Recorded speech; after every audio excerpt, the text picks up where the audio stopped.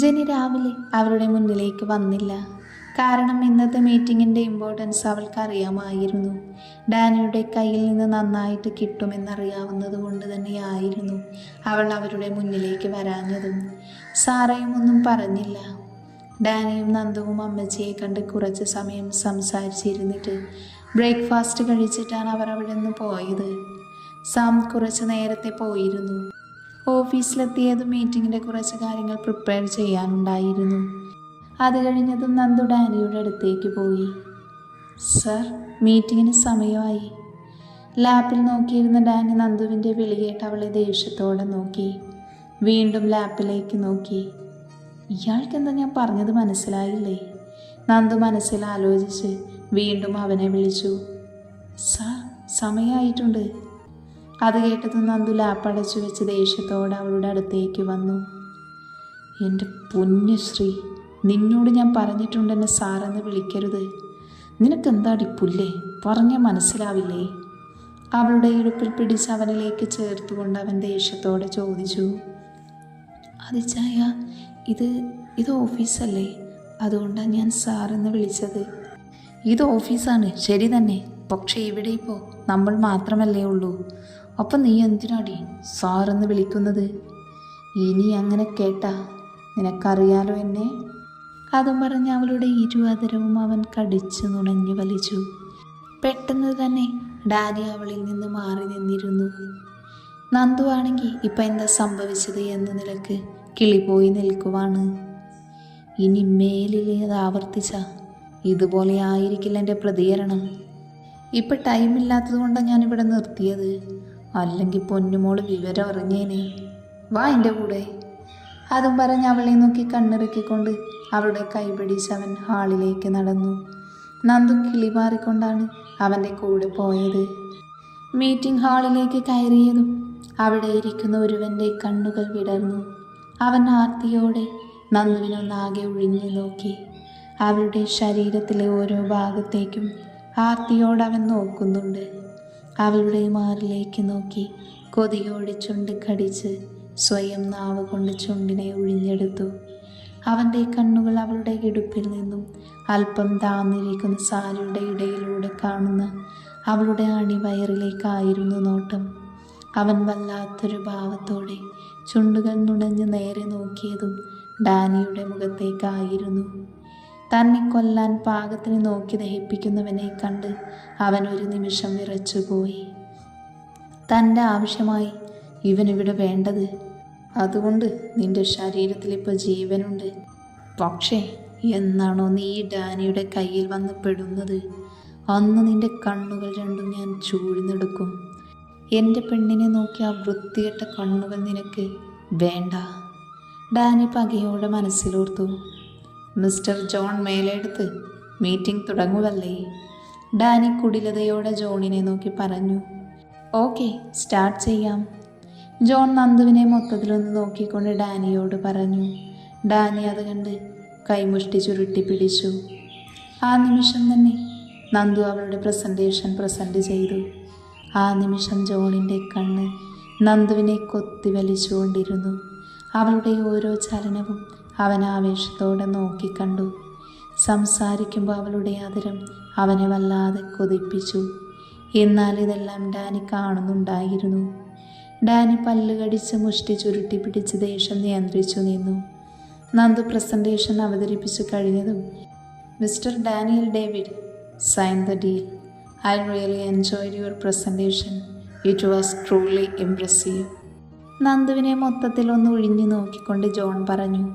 അത് പറഞ്ഞതും ഡാനി ദേഷ്യത്തിൽ ജോണിനെ ഒന്ന് നോക്കി. പക്ഷേ ഇപ്പോൾ പ്രതികരിച്ച അത് ബിസിനസ്സിനെ ബാധിക്കുമെന്നറിയാവുന്നതുകൊണ്ട് അവൻ സ്വയം നിയന്ത്രിച്ചു.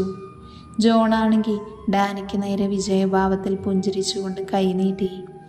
ഡാനിയും തൻ്റെ കണക്കൂട്ടലുകൾ വിജയിച്ച ഭാവത്തിൽ ജോണിനെ നോക്കി കൈകൊടുത്തു. തൻ്റെ പതനത്തിൻ്റെ തുടക്കത്തിലേക്കാണ് താൻ കാലെടുത്ത് വെച്ചത് എന്നറിയാതെ തൻ്റെ വിജയത്തിൽ ജോണും ആവോളും സന്തോഷിച്ചു. ജോണിൻ്റെ മനസ്സിൽ മുഴുവൻ നന്ദുവിനെ ഒരു രാത്രിക്കെങ്കിലും നേടിയെടുക്കണമെന്ന ചിന്തയായിരുന്നു. അത്രത്തോളം അവളുടെ ശരീരം അവനെ കൊതിപ്പിച്ചു. അതിനെന്ത് നെറികെട്ട പരിപാടി വേണമെങ്കിലും ചെയ്യാൻ ജോൺ തയ്യാറായിരുന്നു. തൻ്റെ ആഗ്രഹം പൂർത്തിയാവുകയും ഡാനി തകരുകയും ചെയ്യുമെന്ന 2 ലക്ഷ്യവും ഉണ്ടായിരുന്നു ആ സമയം അവൻ്റെ മനസ്സിൽ. മിസ്റ്റർ ഡാനിയൽ ഡേവിഡ്, നിന്റെ PA സ്മാർട്ടാണ്, ആള് കൊള്ളാം. നന്ദുവിനെ ചൂഴ്ന്നു നോക്കി ജോൺ പറഞ്ഞു. ജോണിൻ്റെ നോട്ടം അരോചകമായി തോന്നിയപ്പോൾ നന്ദു പതിയെ ഡാനിയുടെ പുറകിലേക്ക് മാറി നിന്നു. എന്തുകൊണ്ടോ അവൾക്ക് വല്ലാത്തൊരു അസ്വസ്ഥത നിറഞ്ഞു. അത് കറക്റ്റായിട്ട് സാമിനും ഡാനിക്ക് മനസ്സിലായിരുന്നു. സാം ഒന്നും മിണ്ടാതെ ജോണിനെ ഒന്ന് നോക്കി പുറത്തേക്ക് പോയി. അവൻ്റെ കാര്യത്തിൽ ഡാനി തന്നെ തീരുമാനമുണ്ടാക്കുമെന്ന് സാമിന് അറിയാമായിരുന്നു. ഡാനി, ഞാൻ ഇടയ്ക്ക് വിളിക്കുമ്പോൾ നിന്റെ PA എൻ്റെ ഓഫീസിലേക്ക് വരേണ്ടി വരും. പറ്റില്ല. ഡാനിയുടെ ശബ്ദം ഇടിമുഴക്കം പോലെ ഹാളിൽ പ്രതിധ്വനിച്ചു. നന്ദു പോലും ഞെട്ടിവിറച്ചു പോയിരുന്നു. നിങ്ങൾക്ക് ഞങ്ങളുടെ കമ്പനിയിൽ നിന്ന് ആരെങ്കിലും ഒരാൾ വന്നാൽ പോരെ? അത് സാമോ വിഷ്ണുവോ ആരെങ്കിലും നിങ്ങൾക്ക് വേണ്ടി മുന്നിട്ട് വന്നോളും. ശ്രീനന്ദ നിങ്ങൾ വിളിക്കുമ്പോൾ വരാൻ പറ്റില്ല. ഡാനി അത് പറഞ്ഞ് ജോണിനെ തിരിച്ചു മറുപടി പറയാനൊരവസരം കൊടുക്കാതെ നന്ദുവിൻ്റെ കൈയും പിടിച്ച് പുറത്തേക്ക് നടന്നു. ഡാനി പിടിച്ചിരിക്കുന്ന നന്ദുവിൻ്റെ കൈകളിലേക്ക് ജോൺ ഉറ്റുനോക്കി. അവളുടെ വിരലുകൾക്ക് പോലും വല്ലാത്ത ഭംഗിയാണെന്ന് ജോണിന് തോന്നിയ ആ നിമിഷം ഡാനി അവളുടെ കയ്യിൽ പിടിച്ചത് ജോണിന് ഒട്ടും ഇഷ്ടമായില്ല എന്നാണ് സത്യം. അവൻ പതിയെ തൻ്റെ കീഴ്ചുണ്ട് നനച്ച നന്ദുവിനെ അടിമുടിയൊന്ന് നോക്കി. അവളുടെ ഇടുപ്പിളകുന്നത് അവൻ്റെ കണ്ണുകൾ കാമത്തോടെ കൊത്തിവലിച്ചു. ഡാനി നന്ദുവിനെയും കൊണ്ട് അവൻ്റെ ക്യാബിനിലേക്കാണ് പോയത്. ഉള്ളിലേക്ക് കയറിയതും ഡോറടച്ച് അവളെ പിടിച്ച് അവൻ്റെ നെഞ്ചിലേക്ക് ചേർത്തതും ഒരുമിച്ചായിരുന്നു. നന്ദു ഒന്ന് പിഴഞ്ഞുകൊണ്ട് അവൻ്റെ കണ്ണിലേക്ക് നോക്കി. ഇച്ചായ, അവൾ ദയനീയമായി വിളിച്ചു.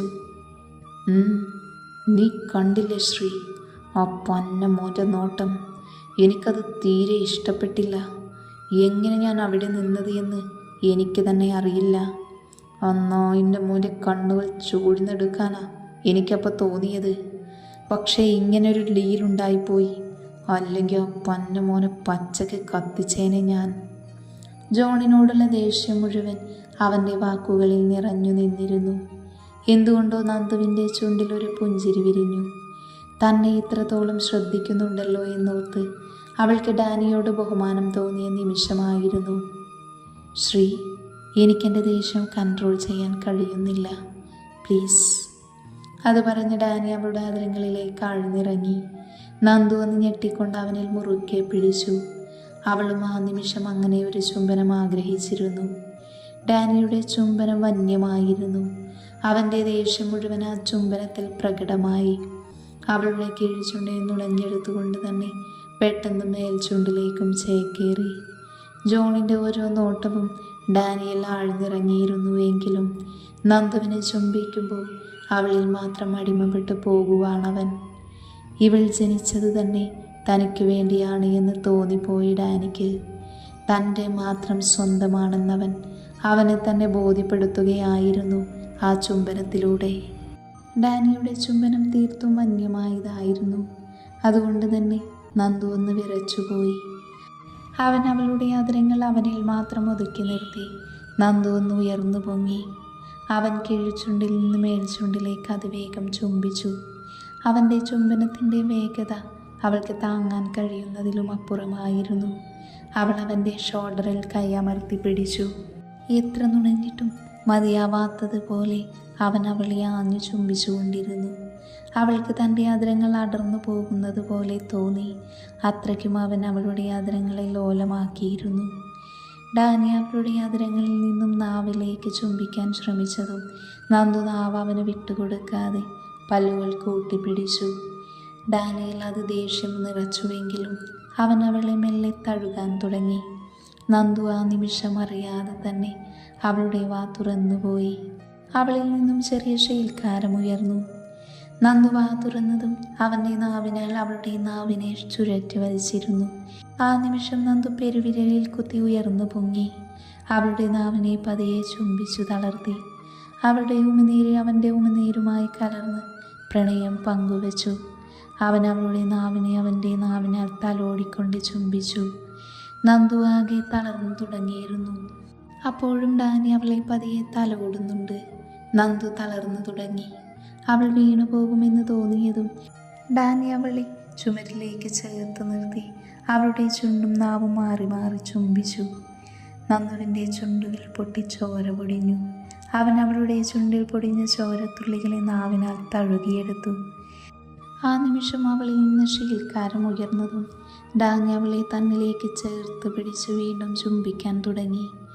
ഇനിയും ഈ ചുംബനം നീണ്ടുപോയ അവൾ ശ്വാസം മുട്ടിപ്പോകുമെന്ന് മനസ്സിലായതും ഡാനി അവളിൽ നിന്നും പതിയെ പിന്മാറി അവളെ ഒന്ന് നോക്കി.